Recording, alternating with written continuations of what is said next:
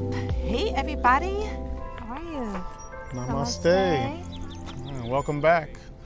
I'm Koa, of course. And I am Tezra. And we are very excited to be back shooting another episode on location again. This time we are in Yonkers, the site of our potential new place where we will be moving to. So we were visiting that and decided, well, here you go. Let's actually film here and dive right into another episode of I Am Not That, Liberating the Self from the Self. So thank you for joining us. So our last episode that we recorded was well-wisher versus ally. And basically just bringing awareness that are we contributing more to the suffering of society or of our loved ones when we intend to really elevate them up out of the situation? Or are we actually elevating them up out of whatever it is that they're suffering from? So that was a really good episode. I enjoyed recording that. It was some really good jewels that came out of that. Yeah, and actually I've spoken with a few people who it has been a concern of in one way or another.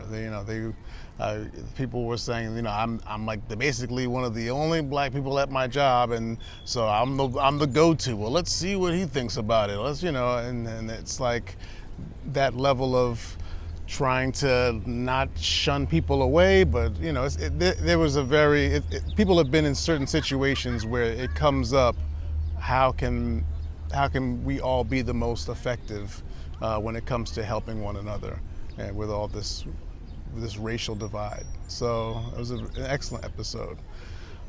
So that lead us into our today's topic? Yeah. So today, this topic came about from a couple of comments that I have heard from members of the HM group. And just to go back and quickly recap, at the onset of this latest, racial divide, although it's not really a racial divide, because the way that people have come together during this time of, George Floyd, is not showing racial divide. What it is showing is that we are fed up with, Black lives not being regarded and not being respected and treated with dignity by police force. It includes, all lives, but in this specific scenario. So I heard people say that when LMs, and so LMs is people belonging to the low melanin group. HMs are people who belong to the high melanin group, because we all share the same genetic makeup and cells and vessels, and we all have it. So it's not necessarily about black and white, because nobody is really black or white. It's just depending on our concentration of melanin. Some have a low concentration of it, low levels, and some have a higher concentration of it, or higher levels. But we're still all made of the same thing. So I use LMs for low melanin group, which will include, European people, white people, and then everybody else is the HMs, the high melanins from, Black culture, Spanish, Indian, wherever they may be from. So the comments that I heard was somebody from the HM group saying that, I get offended when people say that they're colorblind, because they're basically saying that they don't see me. And I don't think that that's what the term colorblind means. So we titled this episode Colorblind Defined. Yeah. So we really want to delve into this. What do people mean? What is their intent behind when they say, I'm colorblind, or I like to practice being colorblind? And the quote actually is a quote from me. that I posted on Instagram a couple of weeks ago, and maybe you all or some of you have seen it. But it said being colorblind is not allowing the color of the skin to color the mind. And basically, that is saying that when you see a person, obviously you see their exterior, you see their characteristics, you see the color of their skin, you see the size of the body, you see the texture of their hair, you see what they're wearing, their style, their fashion sense or lack of fashion sense. So you see it all. But not allowing the color of the skin to color the mind means not allowing what you see on the external completely tell the story of who they are without you even having a conversation with them. So it's basically being in a judgment-free zone. Yes, you see the color of the person's skin, but where the danger comes in is when you're making up stories and biases based on the observation that you're making of the color of their skin. So being colorblind is seeing the color of the skin without coloring the mind. So it's not forming any thoughts. It's not forming any assumptions about the person. So that is the start of where we're going to begin with being colorblind. Yes, and there's different aspects of this conversation that we can get some clarity on. There are those who say that, like, I'm colorblind. I just don't see it, And some people don't even realize how many preconceived notions and judgments that they already have as they are attempting to be nice and lofty with their vision, So, and then there are some who say that and they really experience the lack of judgment. So there's different types. So let's see, I guess this is like get in where you fit in. Let's see, where do you feel that you are on this matter? I really feel to be colorblind, as some claim to be or some are, to be colorblind, it really involves seeing people for who they are. And what I mean by that is the more your eyes, when you're doing the looking, can hone in on seeing that the person at the end of the day, beginning of the day, is a being. This is a being filled with awareness and consciousness that is operating a body. If we ever talked about ourselves like, we all have rights. I'm a human body, and we're all human bodies and we have rights. It would sound weird at best and basically ridiculous. There's something about the being part that we truly relate to. And it would sound weird if we didn't include that. So that's the part that I really feel we would be taking us to another level if we focus on the being that's there. There is a being that's there. Once you strip away everything, including your name, where you're from, nationality, it doesn't matter, your skin color, your job. Once you take all that stuff away and you sit in a room just by yourself breathing, you are just, we have, what is that? Oh, helicopter, yeah. So anyway, once you take away all those things, you still exist, you are a being. Everything after that are the attributes that either you take on or society has created for you to choose from, and they put you in those boxes and those categories. You are a being. It doesn't make a difference on any of the attributes. So truly, the more you go on this journey to be colorblind, you'll start to find that you are blind to a lot of things. You're colorblind, Yeah, I don't see color. I don't have problems with race. But Jesus, look how fat that guy is. Oh my gosh, he's obese. Oh, he's grotesque. You know, you're doing that part, but it's fine that he's black though. I don't get into that. But so you'll find when you go down that path of being colorblind, you'll start to find blindness will be in a lot of categories because you're going to be focusing on the being and not anything else that has to do with exterior, as Tez was saying. So I want to start with that. I don't know if you want to dive in as well, and I want to come back to some other stuff, but beingness, focus on the being.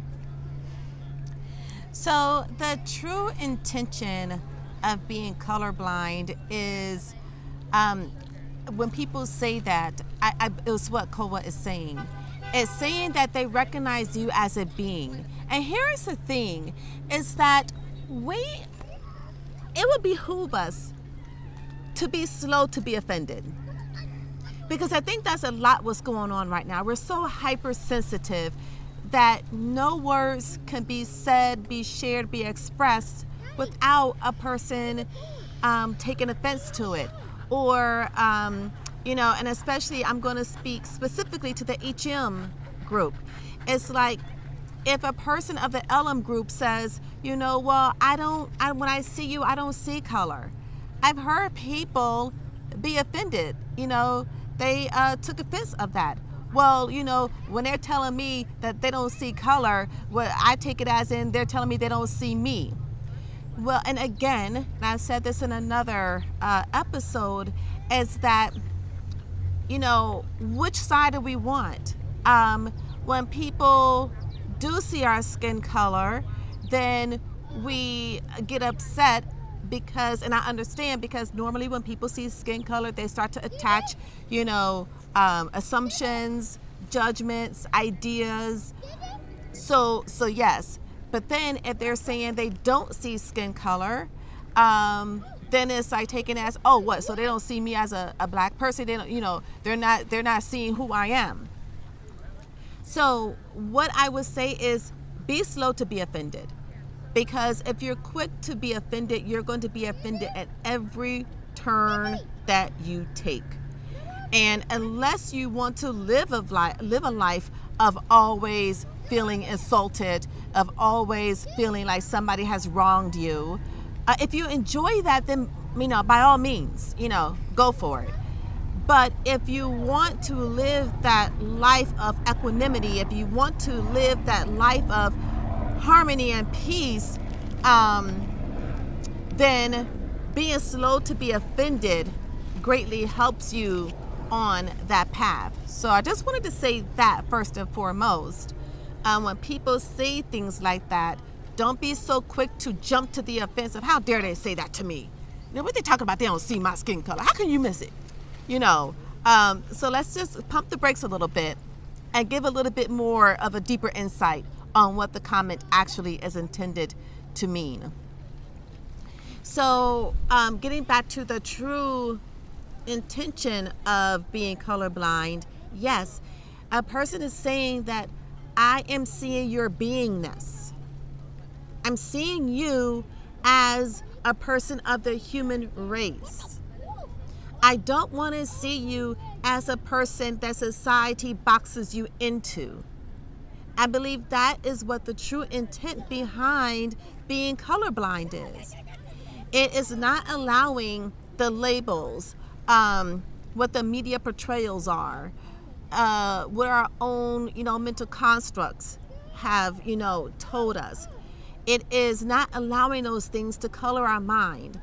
It is allowing for the freedom of just acknowledging you as a human being and connecting with that. So what Koa had mentioned back a few episodes ago, that is your second thought. That is the most important, that is the most critical in observing and interacting with each other. And so I kind of coined it second thought awareness. So when you see someone, right, And I'm gonna give you an example of how this got me. So I'm always filled with examples. I have an example for y'all every episode, right? So but anyway, so it's like the second thought awareness. So when you see someone, right? So my first thought is I see this, black guy, this black American. Handsome. Right, handsome. Right. Obviously. That goes without saying. Eye candy. But anyway, so I see this person, right? I see that he's a black male. But it's my second thought behind that. What judgment am I saying about it? Am I saying, oh, he's a black male, I wonder if he's into drugs? Oh, he's a black male, I wonder, does he have a prison record, a jail record, a rap sheet? Oh, he's a black male, I wonder, is he educated? It's those second thoughts. And let me tell you something, they're so subtle. They're not swimming at the top of our thoughts, They're not very obvious, but they are settling down at the deep, on the bed of our thought ocean. And that's what we need to go down to and really, really look at. So it's that second thought awareness when we're being colorblind. So my example. So I was actually kind of praising myself a couple of weeks ago, right? Because I was looking at people, and so I got into the practice of being aware of my second thoughts. And so I had noticed that when I was looking at people, whether or not they belonged to the LM group, the HM group, whether or not they were, homeless, on the street, digging through garbage cans, reeking of all kind of body odor, I was saying to myself, I am connected to that person. Me and that person are one. Then I live in a hood. We live in a hood. So then I saw a group of young guys on the corner, and they were greeting each other. And so, they're greeting each other with their, whatever their handshake is or whatever. And my first thought was, oh, look at those guys greeting each other. And my very second thought was, I wonder if those gang claps, I wonder if those gang handshakes, does that mean they belong in the gang? And I said, Tezra, damn. You just was praising yourself about how, your second thought awareness. And then look how fast we fall asleep. Right? Because in that very split second, I was like, my second thought was a judgment. Oh, I wonder what that gang, what that handshake is about. Is that gang activity? So that's how fast that we could fall asleep. So it's just about being in that second thought awareness to truly lead us into being colorblind. Yeah, that's an excellent point. No matter whether it's Tezra, myself, any of us that are on a path of really trying to liberate our all these limitations that we have, that we've conditioned ourselves and lived a life of taking on and believing wholeheartedly in all these conditions and limitations. You're on this path of releasing these things and moving on to other levels and raising your spiritual awareness. Many of us are on that path and are consciously really thriving for it. And we do find ourselves, which I guess you would call leveling up. And it feels good. It's like, what, I'm actually feeling I'm at another place, a different space. And then, all of a sudden, you get caught up in old stuff, and not so much. Yeah, so still got a lot of work to do. Yeah, so it's that's very natural. That is a part of the path. That is a part of the process. You have a lot of time being conditioned and being limited and believing in limitations and having all these judgments and prejudices and stuff of that nature. So definitely not a thing to beat yourself up over. Tezra, I hope, doesn't. I really try not to beat myself up over it. And actually, as of late, I do feel that push and pull aspect of growing and then backsliding a little bit. And I am actually more and more okay with that process, because I realize that is the process. So if you experience that, absolutely realize that's the process. And a person that helps with that, if you listen to Ram Dass, he really helps coaches you on that process. Yeah, can't plug him enough. Yes, because Right. he's really on point. Really good example of not losing sight of his limitations, his humanity, his mistakes, but then also completely, you can tell, has embraced very high levels. When he was in his incarnation, he's recently transitioned, but you could tell that he was on another level without feeling disconnected from where he came from. So yeah, excellent to listen to Ram Dass, his podcast. But another thing I want to touch on, since we're on the subject of blindness and beingness, what about those who literally cannot see? You know, blind people, you know, not just colorblind, like you can see but you have issues with color, not that literal example, but actual blindness. You cannot see. What do you think that person is made of, or what is it about? Is their life not worth living because they can't see this a person's color? So that means they can't know people because they can't see their color. I mean, people, you know, those are them black people. Oh, those are those white people. Those are LMs. Those are HMs. You know, we do so much categorizing based on what we see. Do you think that a person who can't see anything, who doesn't utilize their eyes, that they aren't alive? They're not beings. They don't experience love. They don't experience connection. They're not able to perceive. It's just not the case. You know, how your body works or what parts are working and not working, that actually has nothing to do with your beingness. You know, if you are alive and you have a body to control or to utilize, then you are a human being. You are a being. So can I ask a question? Yes. So when you're saying that a person who is actually blind, are you saying that that person is actually more liberated and more free because they really cannot see the distinctions of the color of the skin? Or what? Can you elaborate a little bit more on the person who is actually visually impaired? No, they're not necessarily more liberated. They just have a certain set of challenges to deal with. We all have our own challenges. Just not having sight doesn't have you automatically not have to deal with your limitations, your insecurities, you know, anything that can keep you feeling limited or labeled or in a box or not truly liberated. It doesn't give you a greater advantage. It doesn't have you have a less of an advantage. It's just a certain set of circumstances to have to deal with while being in physicality. So no, I would say you're not automatically more liberated. But that if you do want to dive into, like, is it helpful when it comes to visually labeling things and all these that we do, like, incessantly, whether it's size, weight, short? You know, if you see someone who you know, formerly known as a midget, you know, we everybody's Small person. Yeah, a little person is what's the preference nowadays. If you see a person like that, what do you do when you see? Oh, well, look at that! I hardly ever see. Oh man!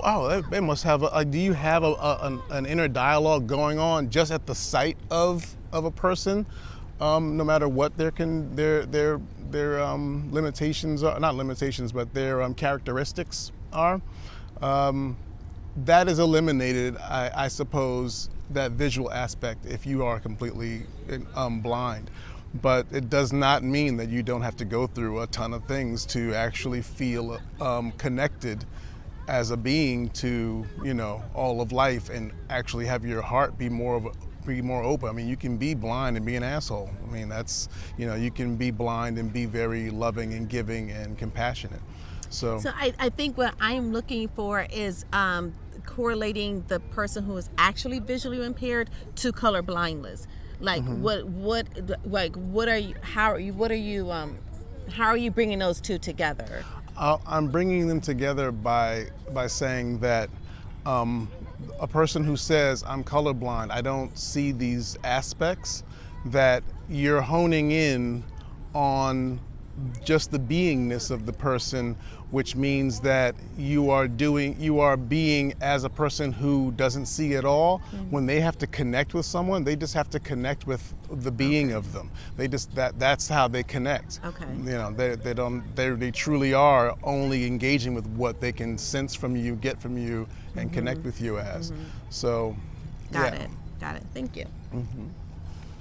So yeah, once again, I just like to circle back to, in your daily life, just looking at people, anybody, the more you can focus on that there is a being operating the body, the more you can keep reminding yourself of that, the more it doesn't matter, like Tez said, it doesn't matter if they're homeless, doesn't matter if they got a tooth missing, all these things help.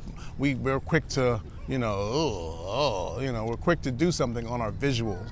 But a being is operating that body, no matter what their conditions are, no matter what's going on in their life, in society, home, no home, clean or not, tall or short, doesn't make a difference. They are a being operating a body. So that's what the point I want to hit home is, keep seeing people. When you see them, you see a being. So, what are the ways that we can exercise real color blindness? Like, what does that really look like?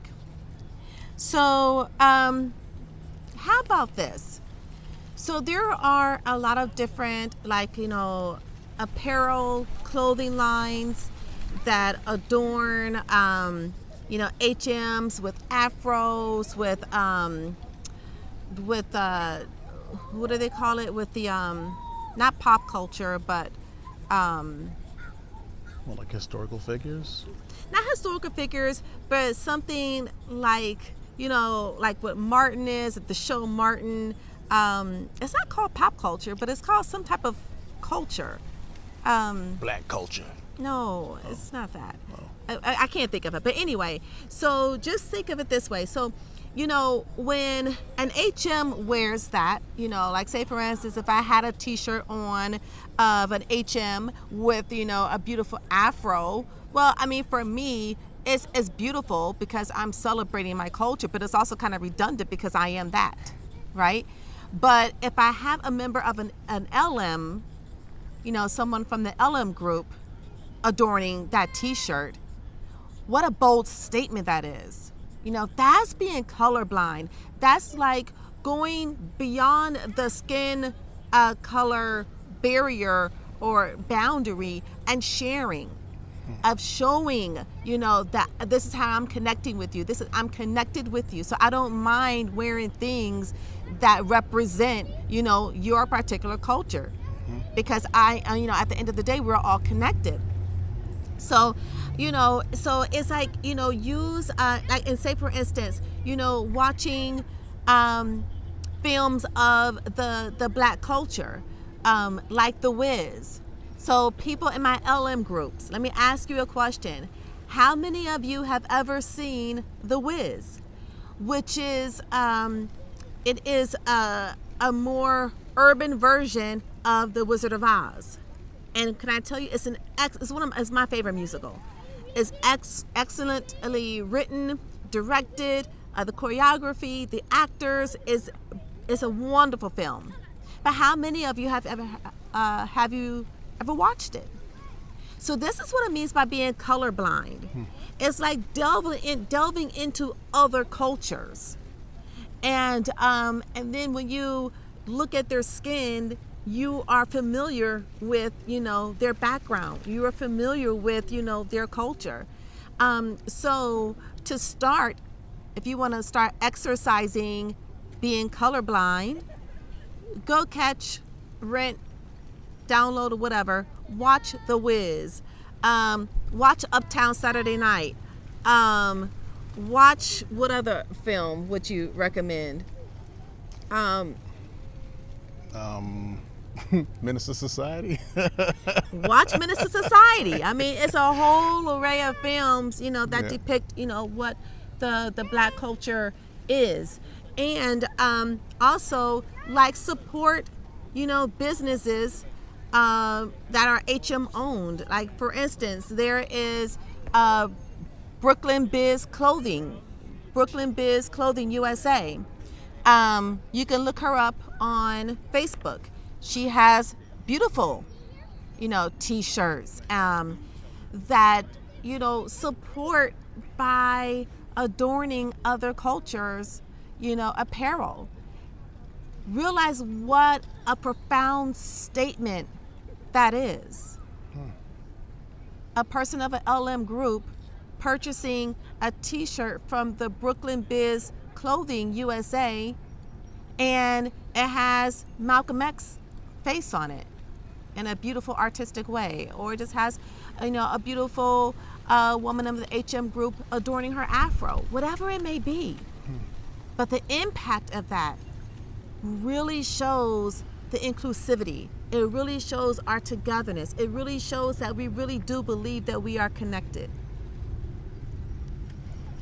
That's an excellent point. That is because it all starts within. Many people who feel, they really feel, oh, no, I really am colorblind. Like I totally, like I just get to know who you are, and that's what I go by. I don't go by your exterior. So that's an internal thing, and that is where it starts. It should be internal, but that's very interesting to start talking about, external symbols of this internal truth you feel you have. Mm-hmm. It's like, yeah, I wear a Malcolm X t-shirt because I'm not going by the blackness of him. I'm going by what Malcolm stood for. Like I dig that. I like that. So I have that. One other thing I was thinking on when you were mentioning this, I was like, that's interesting, these symbols. If you are LM or a white mother, does your child have a couple of black dolls with her white dolls collection? Yeah, that kind of absolutely. thing. When you go to the store and you go to buy them, do you have something that's almost automatic that just goes to reach for a certain doll? I mean, these things it's all symbols. At the end of the day, it really is your internal that is the most powerful and important aspect of who you are and what you stand for. But these are just little symbols that come up, and you might have a moment, like I never thought of just grabbing a nice little queen, black queen doll and say, I'm going to give this to my child, Never dawned on me. I wonder why I always only reach in one direction. So it's not to take away, like, shame on you kind of thing. See, you're not really colorblind. It's not about that. It's just taking it and putting it into action. Yeah, it's just more levels to it, Yeah. Yeah. Because it's easy for us to say, and it's also easy for us to believe that we see a person, for who they are. Like one of the other posts I put up said, see eye color, not skin color. Because us as in this society, I can't speak for other societies, but us in this society, we have a problem with looking at each other in the eyes. Mm-hmm. So we will quickly look at a skin color, second thought awareness, it's probably a judgment, but we're going to work on that, right? Right, folks? That second thought awareness. We're going to be aware of what that second immediate thought is and begin to shift it. But we don't really connect with the eyes. And I'm guilty of that too. I'm very guilty of that. But so as I became aware of that, even with the mask on, right? So I'm like this.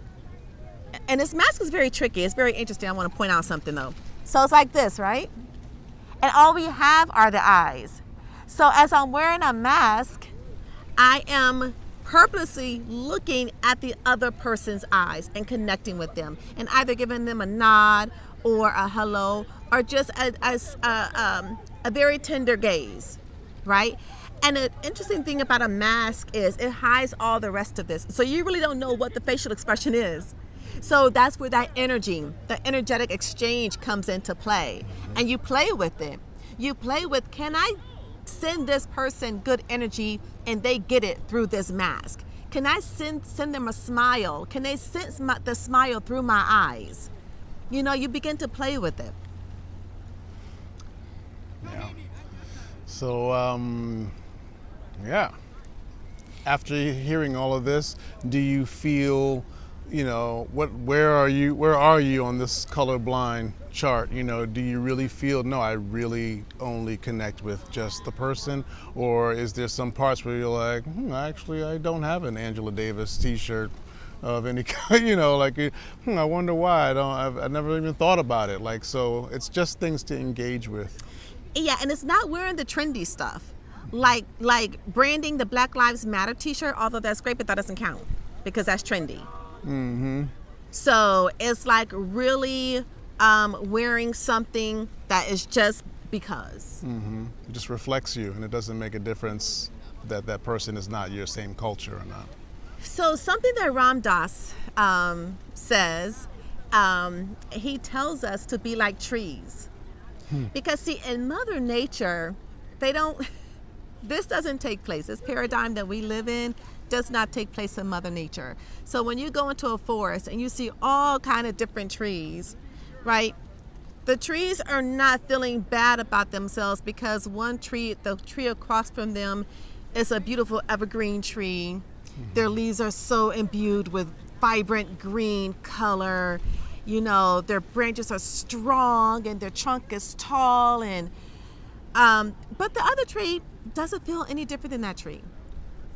The other tree in its own right is just as beautiful, even though if it's slumped over, even if its leaves are a little bit more crinkly and brown and not as vibrant green, even if they have a couple of stumps on the trunk, it doesn't matter. The only thing that they are being are trees. Yeah, and we equated it to actually people. When you see a bunch of trees, right, you're not like, oh, that one's a little too tall for me. That shorter one's much better. Oh, that green shade is, but if that shade was a little dark, then I'd be into that tree a little more. Like I'm into that tree over that tree is saying something to me. We never do that with trees. It's just one nice looking tree, another nice looking tree. They're just trees with no judgment. But when it comes to people, we can't do it. It's always if they were a little bit more of this, if they were just a little bit more, if the body was a little bit more like, oh, I'd really be into if they were a little less of that, it's just a little too chatty. We have a non-stop list of judgments for person to person to person, even people we don't know. And yeah, we don't do that with nature. Like that bird, that pigeon looks nicer than that pigeon. We don't do it with that, only with ourselves. But can I tell you what human beings do it? Children. Until they are taught not to. Right. Until they are taught to differentiate between somebody's characteristics. Or, so kids demonstrate that beautifully. Right. They bring that out of us that we can look at them all and they're all just perfect and beautiful looking. It's not until we teach them to become jerks, like us. Yeah. And here's another thing about being colorblind, right? And this is what it will eliminate. So being colorblind will eliminate,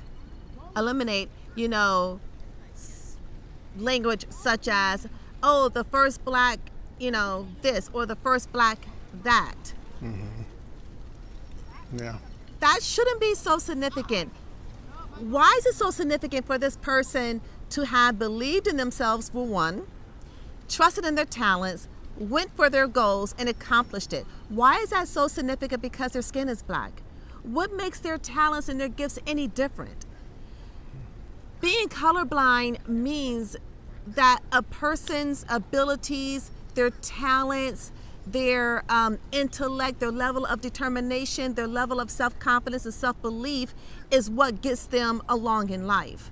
So it's not so much that, they're black. What? Did we not believe that they could do it because they're black?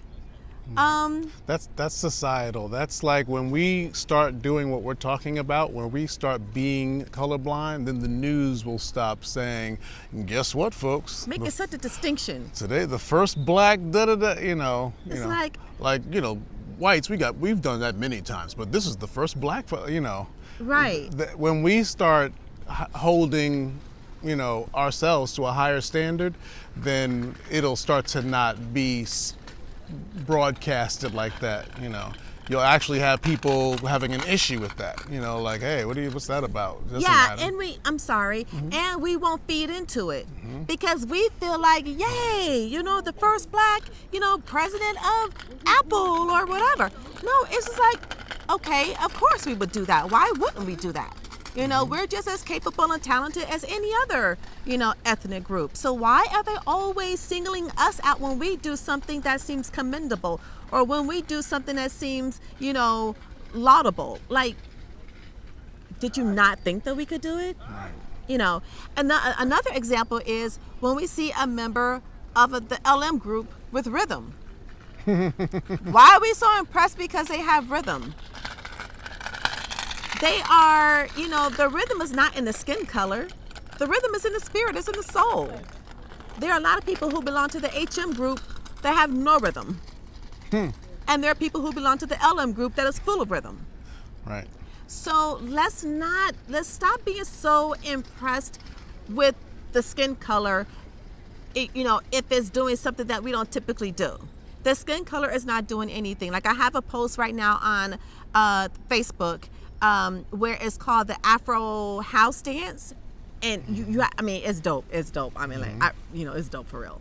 But there's a little girl, the youngest one in the group. She belongs to the LM group, but she's rocking with them just like, along with everyone else. And in the post, I said, why are we so impressed because the color of her skin? Because really the color of her skin has nothing to do with it.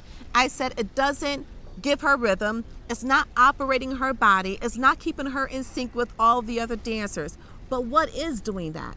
What's doing that is her beingness. What's doing that is her spirit. That is what's doing that.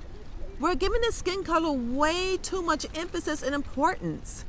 That's great examples in terms of the first one is like if someone black accomplishes something that involves intelligence or went, became a judge or whatever. Wow, first black, So it's like we're doing it that direction and the other direction. Wow, look at that little white girl go. Oh my goodness, it's the same thing that got both of them to that platform. It's the same thing.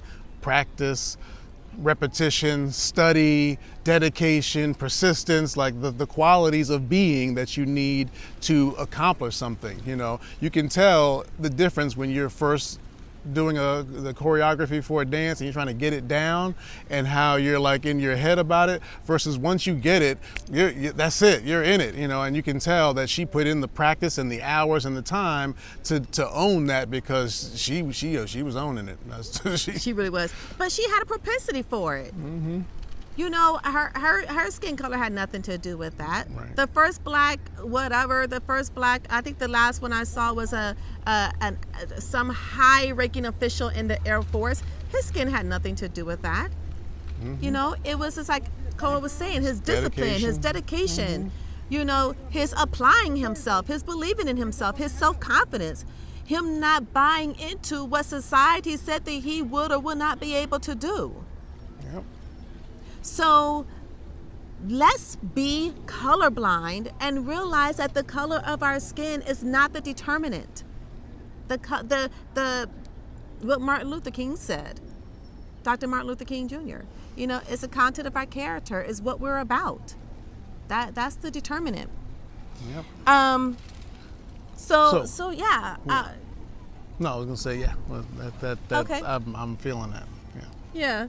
So so that's basically the show. We wanted to really delve into what color blindness means and how we can really truly demonstrate what that looks like. So like Koa said, moms or dads of the LM group, when you're out there, shopping for dolls, do you hesitate or do you even entertain the dolls of the LM group?